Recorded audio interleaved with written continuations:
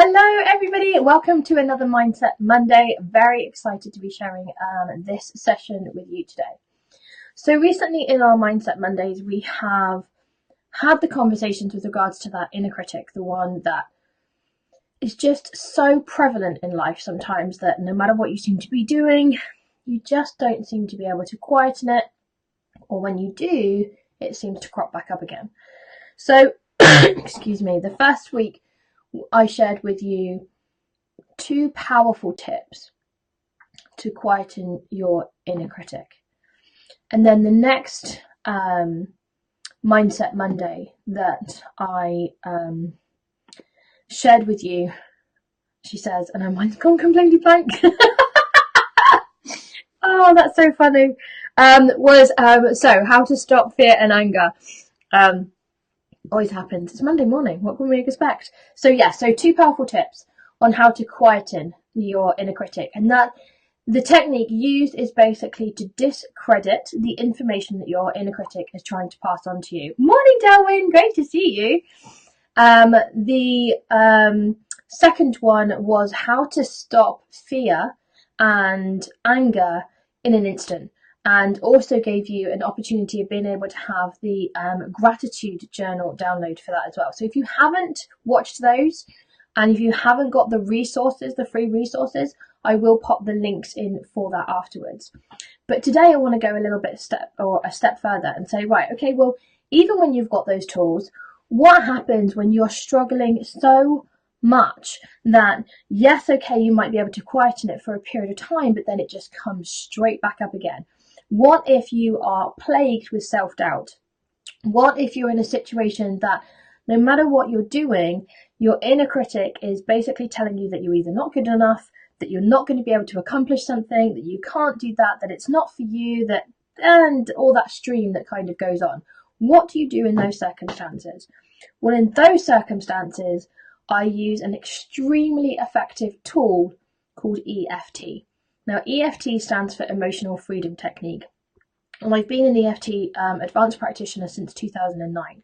It is my go-to solution, really, to many issues within life. And basically how it works is that we tap on the different meridian points within the body to help reset our body and mind. Now, you might think, well, how is tapping going to help me, really? And it is also known as the tapping method. A number of different things happen when you're using EFT. It's not just the fact that we're tapping on different meridian points of the body. What we're also doing is we're using neuro-linguistic programming, which is called NLP.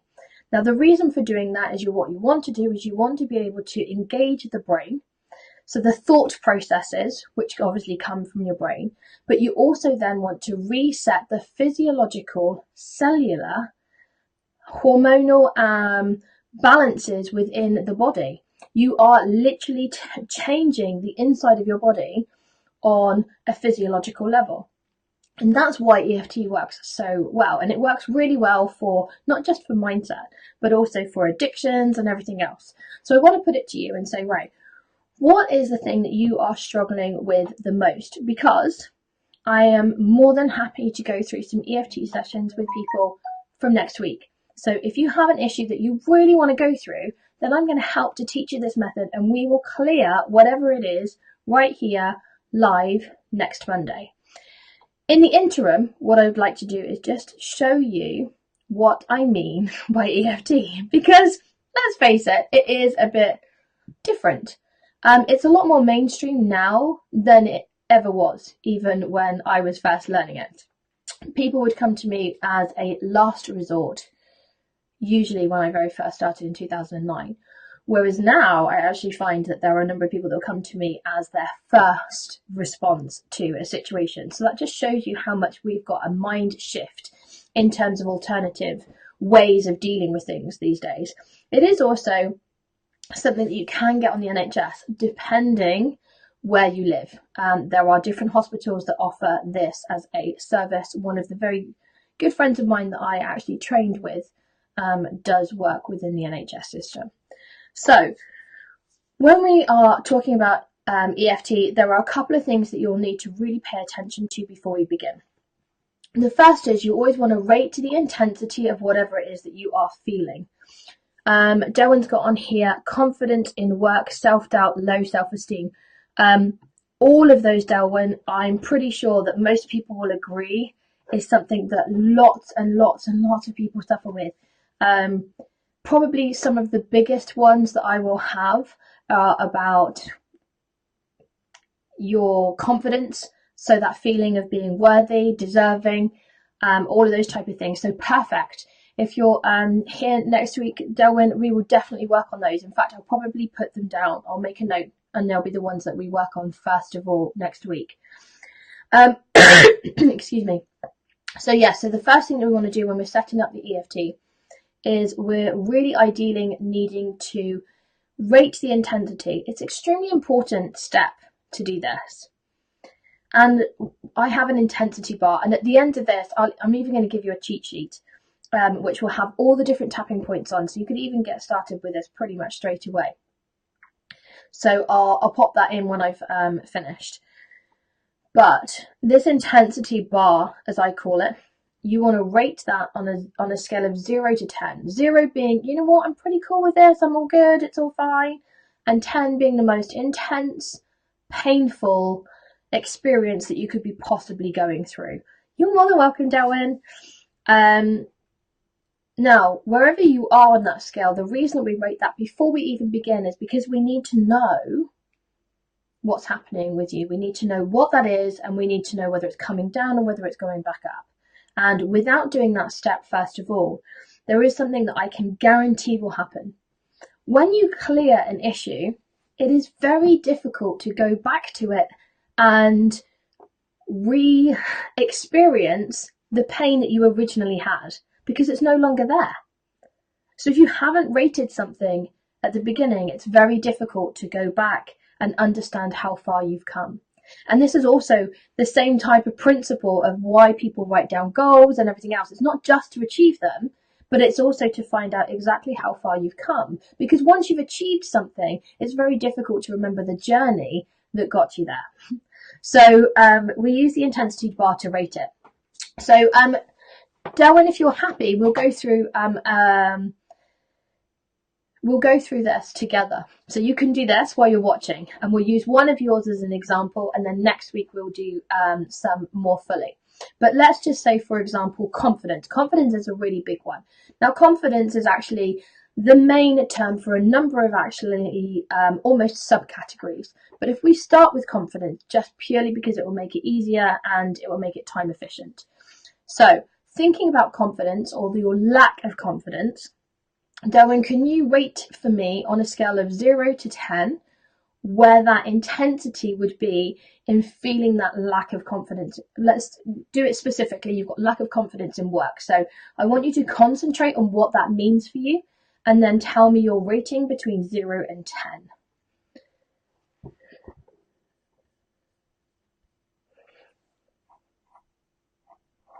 Awesome.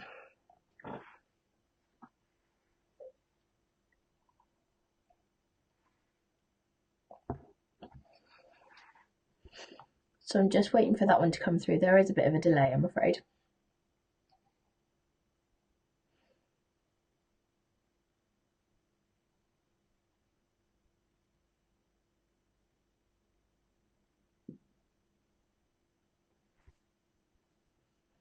So just so we're reminding everyone else that's on here, we're working with Derwin on confidence in work, the very first part.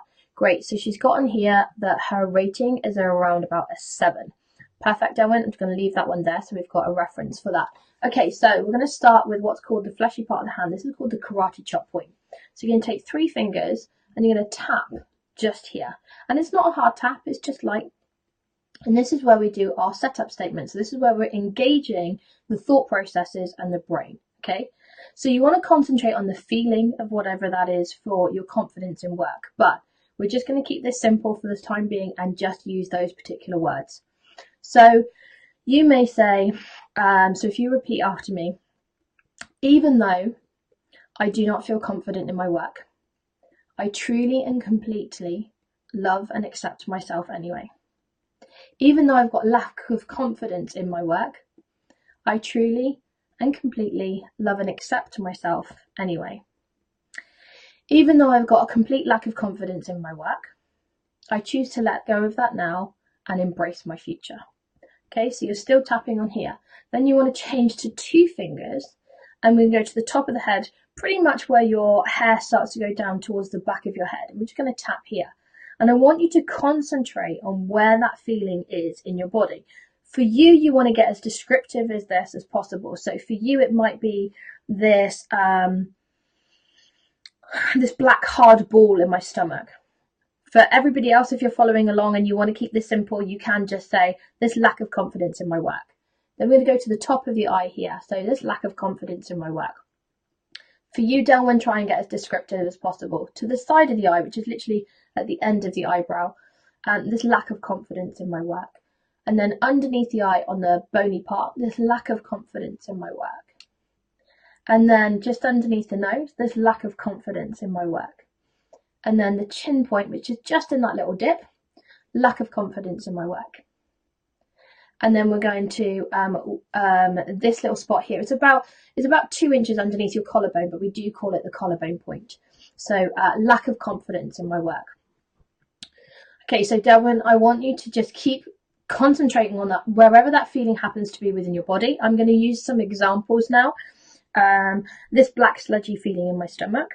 I'm going to go to the eye point. So if you just follow me now, this hard ball in my stomach, this sharp pain in my back, this lack of confidence in my head, this piercing pain through lack of confidence in my chest, this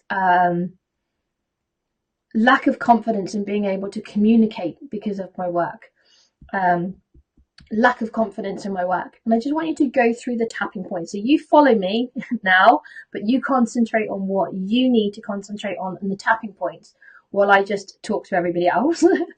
So while we're going through all of these different tapping points, obviously for Delwyn, she is focused on her particular issue.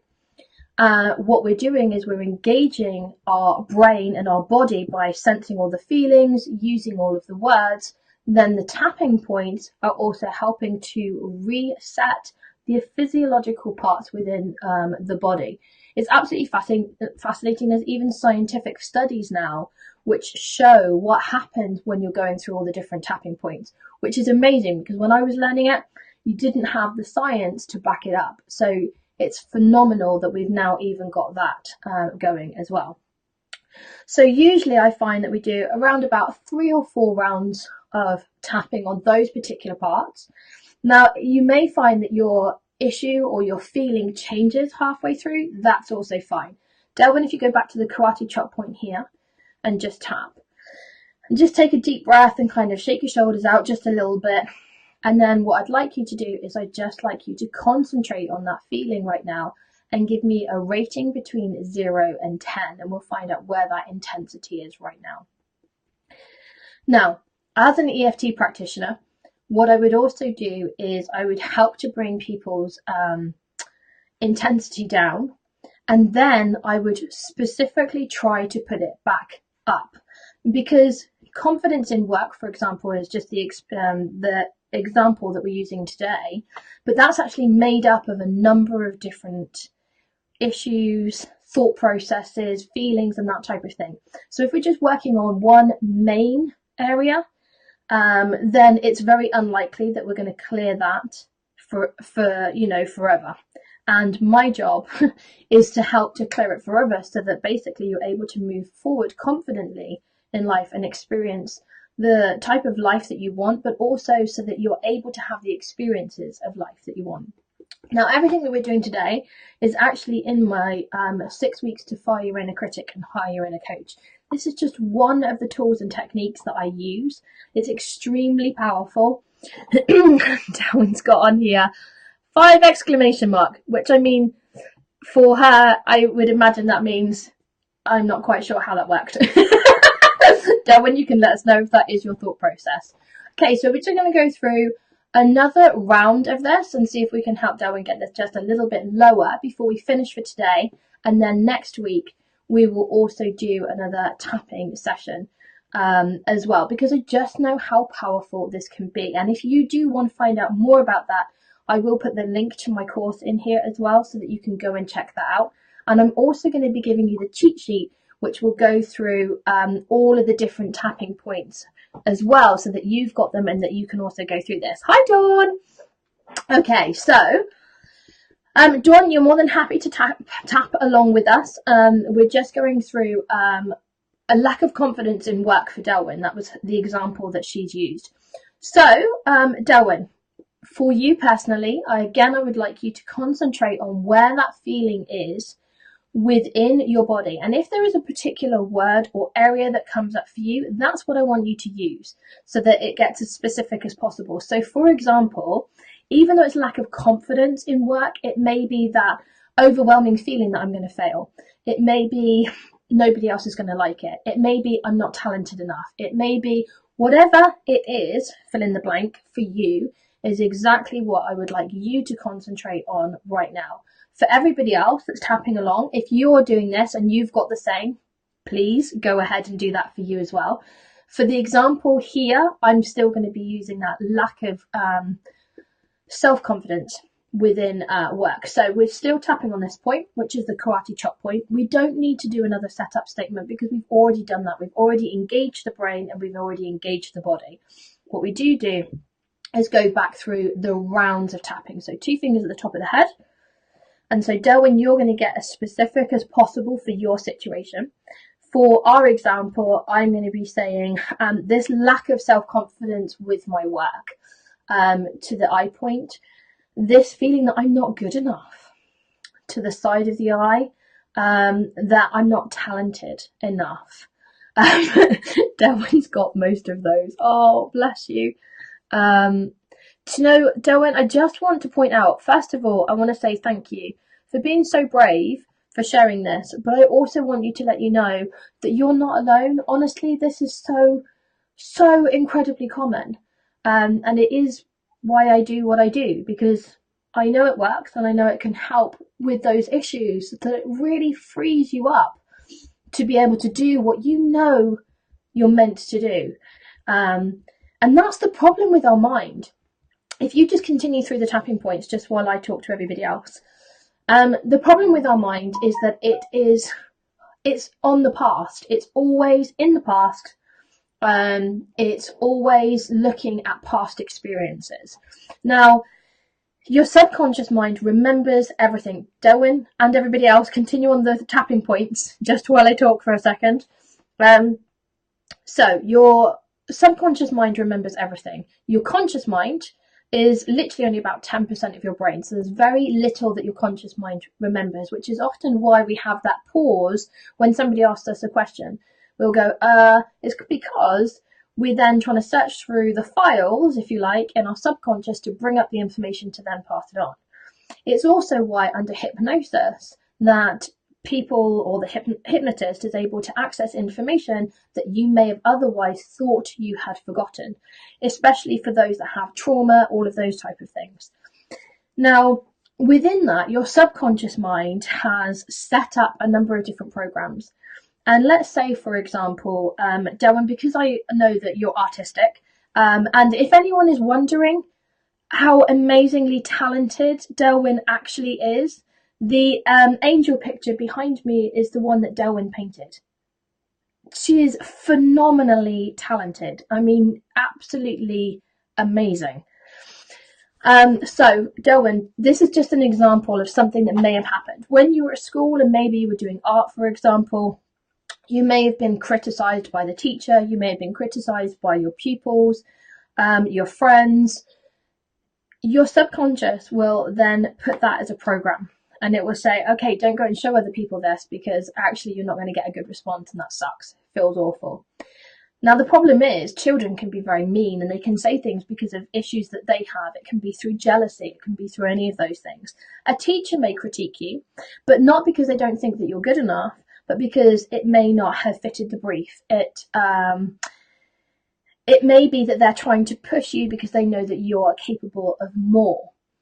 Any of those things. The problem is that the subconscious doesn't look at those little nuances. It just knows, I've experienced this, it's pants.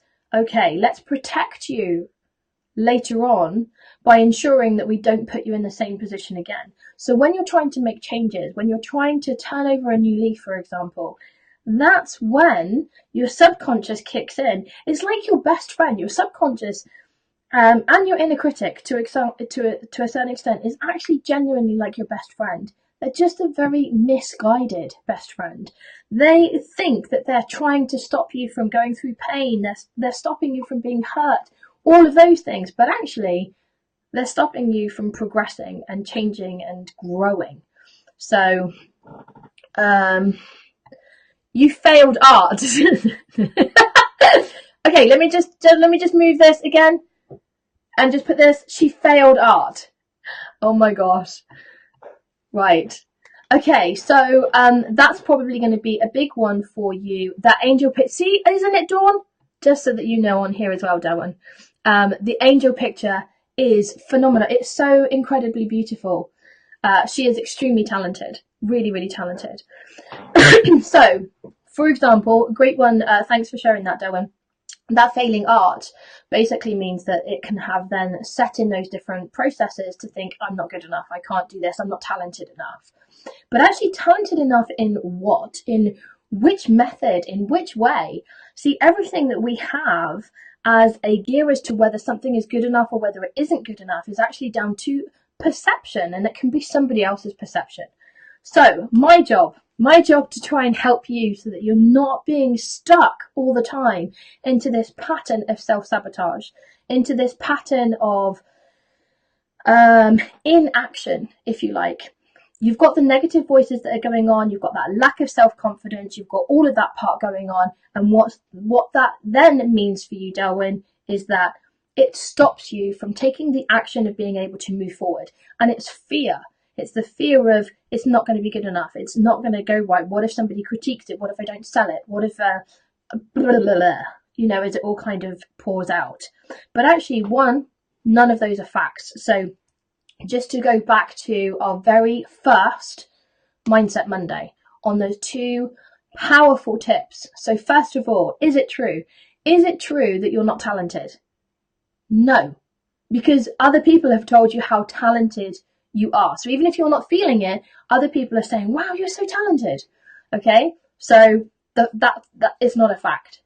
The other part of that if you're trying to have a new experience, your subconscious and your inner critic is very good at stopping you from having new experiences because it's got nothing to go by. It doesn't like new experiences. It instantly goes into an area of fear when you've got new experiences because it's got nothing to go on. Your brain is like a mathematical biased engine. It has to look for patterns. It has to look for formulas before it can actually function properly. So when it hasn't got those, it flags up warning systems. Hey, we've not been through this before. I don't know what to do with. Like, what have you done that's similar? And so therefore it then can have that negative connotation again. So what we're doing with the EFT, which we go back to, and Darwin, I hope you're still tapping on yours, sorry about that, is that we're resetting those so that you can then have your blank slate and that you can go forward with those new experiences without the self-sabotage that's going through. So Darwin, we're just going to concentrate now again on that feeling that you've got. And what I'd like you to do now is just go into where that feeling is and rate it on a scale of 0 to 10 before we finish up for today. That makes sense. Oh, I'm so pleased it does. There are so many different methods that you can use. I genuinely haven't found something that I can demonstrate that other people can take on, because I will teach you this technique. You don't have to keep coming to me. This is something that I'm going to be teaching you so that you've got it in your toolbox all the time. I haven't come across anything else that's as empowering as this, to be able to work as quickly and effectively and as efficiently in being able to help people move forward. And it's why it's my go-to the entire time. Within my 6 weeks to fire your inner critic and hire your inner coach, I actually bring together a number of different tools. And the reason for doing that is because when you would come to me for my practice as an EFT advanced practitioner, I would be able to tell if you were avoiding something. I'd be able to tell which road we needed to go down. I would be able to tell which rabbit hole we needed to follow. And so what I've done within this course is I've brought through a number of techniques to ensure that you've got the same quality when you can't have me. So it's a really, really succinct course in being able to help that one all through. So Delwyn, where is your intensity rating now on a scale of 0 to 10?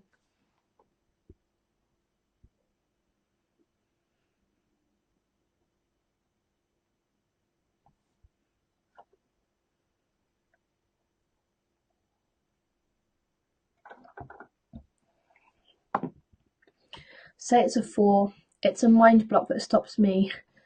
I think it felt in my mind when I focused. Fantastic. So even understanding that is really important, because then this is what I would be doing as a practitioner, and this is what I am passing on to you in the course, is to how to then follow that and to bring that part up and to then tap onto that section so we get to the root cause. See, lack of self-confidence, like I said in the first place, is almost like the umbrella, but there is all the different nuances underneath that. And what then happens is, if you think about it, it would be like a funnel. So the self-confidence starts at the top, it's at the biggest section. And now we've gone down and gone, okay, well, I think it's like in the mind. So it's like a thought process. So what we need to then do is discover what that happens to be. And as we kind of get down, we get down to the root cause as to what that happened to be. Now, there is another way that I can get to root causes. It's very fascinating. I will be sharing that. That's the emotion code. That's even more woo-woo and so much fun. The difficulty with the emotion code is that it isn't a tool that I can teach you to do yourself. Well, I suppose actually, yes, it is a tool that I can teach you to do yourself, thinking about it. Just not as effectively as the EFT, but we will incorporate the two as we go through different Mindset Mondays. But next week, what I would like to happen is you can either comment on here, or you can come in right at the very beginning next week, and we're going to work on one section. Now, in a very short space of time, we've managed to help Delwyn go from a 7 down to a 4. That's not bad, in considering it's been about 15 minutes. So in about 15 minutes, we've gone from a 7 to a 4, which is phenomenal. Obviously, within sessions, we can make sure that it then goes down and down and down and down until you've not got it anymore. My hope for you is that I can also pass these tools on for you as well. But if you do want to take this even further, and if you want to get through to the 5 core levels that stand in most people's way of actually effectively having the lifestyle that they want, the happiness that they want, the confidence going forward in knowing their own directions, then take a look at my 6 weeks to fire your inner critic and hire your inner coach. Because as an EFT advanced practitioner, I would have people that would come to me for various different issues, and like various different severities of them, from rape victims, sexual abuse, physical abuse, PTSD, which is post-traumatic stress disorder, right the way through to addictions, weight loss, mindset, anxiety, depression, those type of things. What I discovered in all of those years was that no matter what issue somebody came to me with, underlying there were these 5 core fundamental things that reverberated between all of them. And I'm taking you directly to those in this course to then kind of help you go forward. So I'll pop all the links in there for you. I will also be popping up the cheat sheet for you, which has got the tapping points on, later on for you today as well. So I hope you've enjoyed that. Next Mindset Monday, come with your the things that are holding you back, and we will try and work through at least one of those as well. Do give me some thumbs up and some love, and also let me know what you thought about today's session, and I look forward to seeing you next week. Take care. Bye.